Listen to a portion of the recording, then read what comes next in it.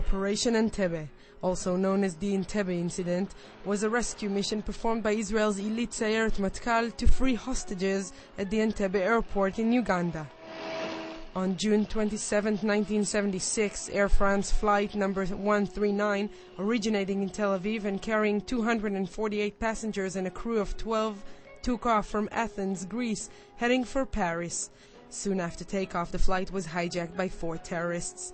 The first destination was Libya, where it was held on the ground for 7 hours for refueling, thereafter taking off and arriving at 3:15 the next morning at Entebe airport in Uganda.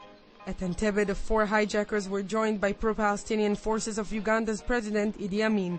They demanded the release of 40 Palestinians held in Israel and 13 others imprisoned in Kenya, France, Switzerland and Germany, or they would begin killing hostages on July 1st. On the July 1st deadline, with no rescue mission in motion, the government of Israel offered to negotiate with the hijackers in order to extend the deadline to July 4th. On July 3rd, the Israeli cabinet approved Operation Entebe under the command of Brigadier General Dan Shomron.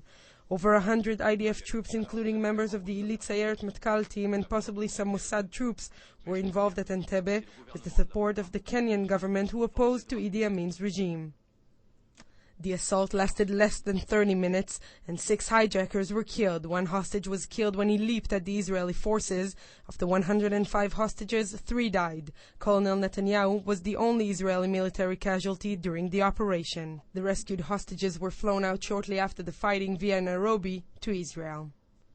Today, 30 years after, Mayor of Entebe Stephen Kayube announced during a ceremony in which were present a few hostages of the Entebe incident of his intention to tear down the city's airport in order to build a museum in memory of the people that died there and those whose lives were forever changed.